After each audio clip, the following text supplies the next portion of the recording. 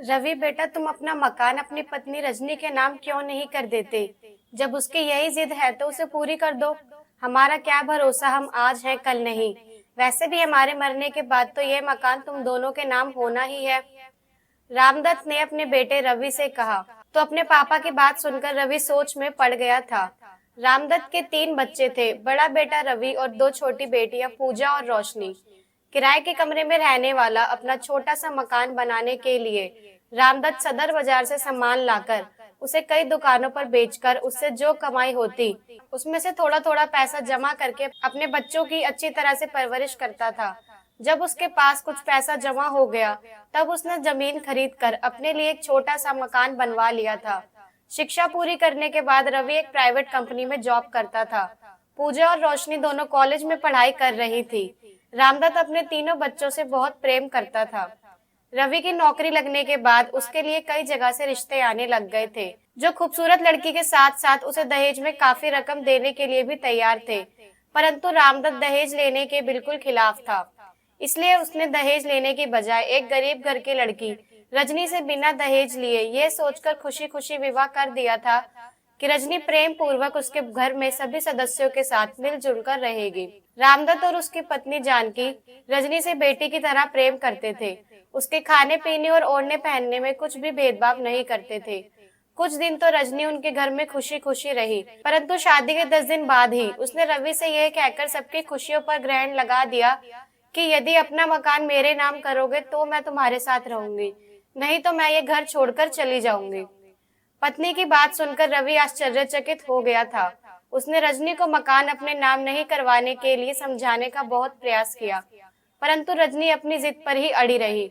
जब रवि ने उसकी बात मानने से इनकार कर दिया तो वह गुस्से में यह कहकर, मैं यहाँ तभी आऊंगी जब यह मकान मेरे नाम होगा। यदि मकान मेरे नाम नहीं हुआ तो मैं यहाँ कभी नहीं आऊंगी।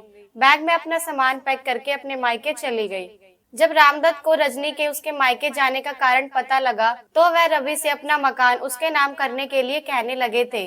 पापा की बात सुनकर रवि कुछ सोचते हुए बोला, पापा, आपने और मम्मी ने तो उसे बेटी की तरह प्यार दिया था। मैंने भी उसे प्यार और सम्मान देने में कोई कमी नहीं की। जिसकी नजरों में आपके और मेरे प्यार की कोई कीमत नहीं, वह आपके द्वारा दिन रात मेहनत से बनाए गए मकान की कीमत क्या समझेगी। यदि मकान उसके नाम करने पर उसने मकान बेचकर आपको और मम्मी और मेरी बहनों को घर से बेघर कर दिया तो मैं खुद को कभी माफ नहीं कर पाऊंगा। जो औरत इंसान से ज्यादा मकान से प्यार करती हो वह कभी विश्वास के लायक नहीं रहती। यदि उसे मुझ पर जरा सा भी प्यार होता तो वह कभी भी किसी कीमत पर मकान के लिए मुझे छोड़कर अपने मायके नहीं जाती, बल्कि मेरे साथ रहती। जिस औरत को मुझसे रत्ती भर भी प्रेम नहीं, मैं किसी भी कीमत पर उसके लिए अपना मकान नाम नहीं करूंगा। यह मकान हमेशा आपके और मम्मी के नाम ही रहेगा, क्योंकि मुझे आपसे सच्चा प्यार है, मकान से नहीं। बेटे की बात सुनकर रामदत्त निशब्द हो गए थे। उनके मुख से कोई शब्द नहीं निकला था। अपने बेटे के प्रति अपने मन में इतना प्रेम देखकर प्यार से उन्होंने रवि को गले से लगा लिया था। किसी की भावना को ठेस पहुंचाने पर मेरा कोई इरादा नहीं है, परंतु ये आज के जमाने की एक कड़वी सच्चाई है जो मैंने कई घरों में देखी है। जब एक परिचित ने मुझे अपनी बहू के काफी दिन से घर न आने पर उसकी सच्चाई बताई और यह भी बताया कि बहू उनके मकान के बदले 15 लाख रुपए भी मांग रही है और पैसे न देने पर उन्हें दहेज के झूठे मामले में फंसाकर जेल भेजने की बात कर रही है, तो मन यह सोचने पर मजबूर हो गया कि माता पिता अपनी बेटियों को कैसी शिक्षा देने लगे हैं, जो चंद पैसों के लालच में अपनी बेटी का घर ही उजाड़ देते हैं। ऐसा करने से सिर्फ बेटे का घर ही बर्बाद नहीं होता, बेटियों का जीवन भी बर्बाद हो जाता है। यदि बेटियों का घर बसाना है तो उन्हें ससुराल में घर अपने नाम करवाने की बजाय पति और परिवार के अन्य सदस्यों के साथ प्रेम से मिलजुल कर रहने की शिक्षा दे, तभी घर स्वर्ग बनता है। अन्यथा ऐसा करने से घर जहन्नुम बन जाता है।